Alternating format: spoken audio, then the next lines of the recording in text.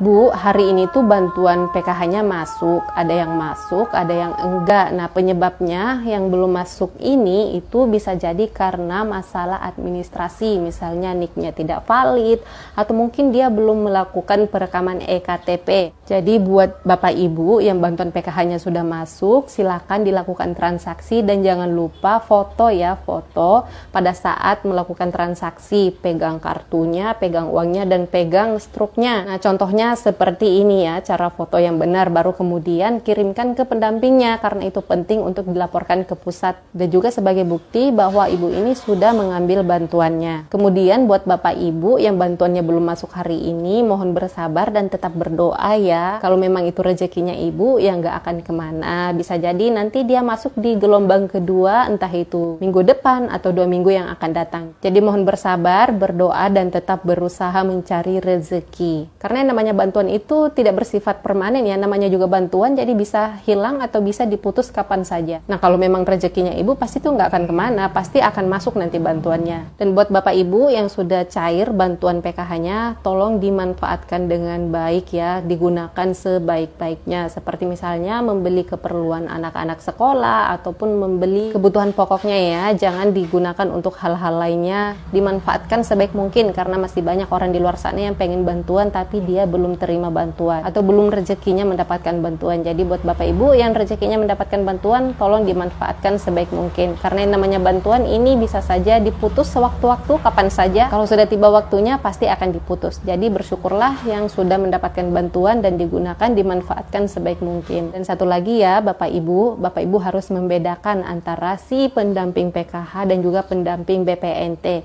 Kalau pendamping PKH ini yang dia urus adalah uangnya, bantuan PKH-nya. Tapi kalau untuk bantuan BPNT ataupun beras dan juga telur atau sembako-sembako lainnya, itu yang mengurus adalah pendamping BPNT-nya, yaitu TKSK-nya. Jangan masalah beras tidak masuk, yang dihubungi, yang ditanya, itu pendamping PKH-nya. Ya jelas ibu tidak mendapatkan jawaban, tapi malah diarahkan ke pendamping BPNT-nya. Jadi Bapak Ibu harus tahu membedakan antara pendamping PKH dan juga pendamping BPNT.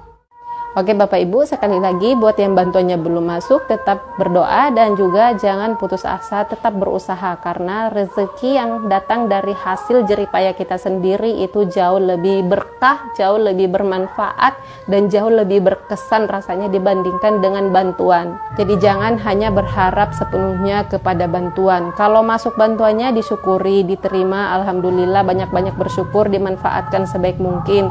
Tapi apabila bantuannya tidak masuk, ya tunggu, bersabar dulu, bisa jadi nanti di gelombang berikutnya akan masuk, entah itu mungkin seminggu yang akan datang atau 2 minggu yang akan datang. Kalau memang diputus ya berarti rezekinya memang sudah sampai di situ aja. Ya mungkin rezeki Bapak Ibu jauh lebih banyak di luar sana selain dari bantuan PKH ini. Ya saya juga mendoakan seperti itu ya. Semoga Bapak Ibu yang bantuannya tidak masuk di tahap ini dan diputus bantuannya karena ada hal-hal tertentu, semoga rezekinya semakin lancar dan semakin banyak dari arah yang tidak disangka-sangka, dari jalan yang lain, bukan hanya dari PKH saja.